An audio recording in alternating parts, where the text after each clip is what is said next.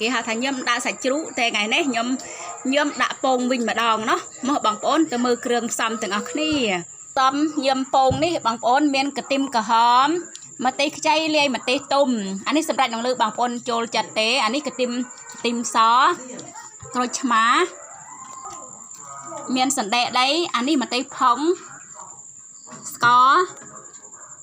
ប៊ីចេងស្ករនិងស្លឹកជីក្រហមអានេះគឺញឹមទាំងហ៊ុនណាបងប្អូនញឹមទាំងហ៊ុននេះបងប្អូនធ្លាប់តែបងប្អូនគាត់ញឹមនឹងសាច់ជ្រូកតែថ្ងៃនេះខ្ញុំយកមកញឹមជាមួយពងវិញម្ដងចាដូចថានេះគឺគេឆ្នៃខ្លួនឯងណាបងប្អូនញឹមទាំងហ៊ុននិងពង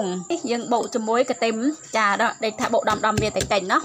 ចាបុកដំតិចៗម្សៅស៊ុបស្ករដាក់ជាមួយអំបិលតិចៗហើយចាជាមួយសណ្តែកដីបុករួចដូចថាដំតិចៗเนาะហើយថែមនៅទឹកត្រីបន្តិចមកដើម្បីឲ្យនៅពេលដែលយើងប្រឡាក់ទៅដើម្បីឲ្យចាប់រសជាតិគ្នាឲ្យមានរសជាតិឆ្ងាញ់ចាដូចថានៅពេលដែលយើងដាក់លជីហើយបងប្អូនដូចថាអានេះគឺ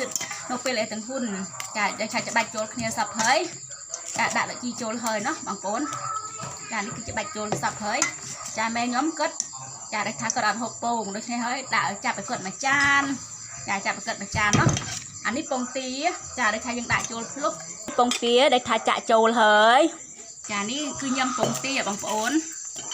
គ្រាប់តែបងប្អូនគាត់ញ៉ាំក៏ដាក់សាច់ជ្រូកតែថ្ងៃនេះខ្ញុំញ៉ាំដាក់ពងទាចារួចរាល់ហើយថានេះគឺញ៉ាំពងចាញ៉ាំជាមួយពងជាមួយម៉ែខ្ញុំគាត់ញ៉ាំម្ដងអានេះដល់វាម៉ែខ្ញុំញ៉ាំម៉ែខ្ញុំក៏បានដាក់ពងទេអ្នកម្ដាយឆ្ងាញ់អត់អ្នកម្ដាយឆ្ងាញ់នេះញ៉ាំពងណាឡើយមួយចានបងប្អូនមកញ៉ាំទាំងអស់គ្នាមកហូបឲ្យបងប្អូនមើលម្ដងណាបងប្អូនអើយ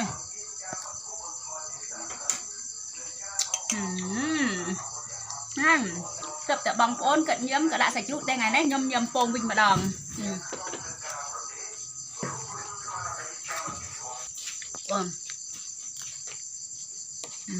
បងធ្លាប់តែបងប្អូនគាត់ញឹមដាក់សាច់ជ្រូកតែថ្ងៃនេះខ្ញុំញឹមពងវិញម្ដងណាមកបងប្អូនមកហូបទាំងអស់គ្នាដាក់មកណា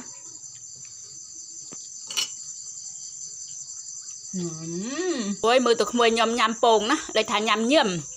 នេះណាញ៉ាំពងណាបងប្អូនពងក្មួយញ៉ាំពងឆ្ងាញ់អត់ក្មួយឆ្ងាញ់អូយឆ្ងាញ់ប៉ុណ្ណាប្រាប់អ៊ំពូមីងវាមកអូឆ្ងាញ់ធំក្លឹបតែបងប្អូនគាត់ញ៉ាំដាក់សាច់ជ្រូកតែថ្ងៃនេះខ្ញុំញ៉ាំដាក់ពងណាបងប្អូនតាមម៉ាត់ទៀតឲ្យអ៊ំពូមីងវាគាត់មើលឆ្ងាញ់អត់យោឆ្ងាញ់មែនអត់ក្មួយអរគុណបងប្អូនដែលបានចំណាយពេលមើលវីដេអូខ្ញុំតាំងពីដើមរហូតដល់ចប់ចាដូចថាខ្ញុំអរគុណបើមានការខុសឆ្គងនៅត្រង់ចំណុចណាមួយចាបងប្អូនសូមអធិស្ឋានព្រោះអីចាការញឹមរបស់ខ្ញុំនេះចាគឺគេឆ្នៃទេបងប្អូនតែបងប្អូនគាត់ញឹមគាត់ដាក់គេហៅថាសាច់ជ្រូកតែខ្ញុំញឹមនេះគឺដាក់ពងចាអរគុណបងប្អូនដែលបានមើលវីដេអូខ្ញុំតាំងពីដើមរហូតដល់ចប់ជូនពរបងប្អូនរកស៊ីមានបានត្រជាក់ត្រជុំគ្រប់គ្នា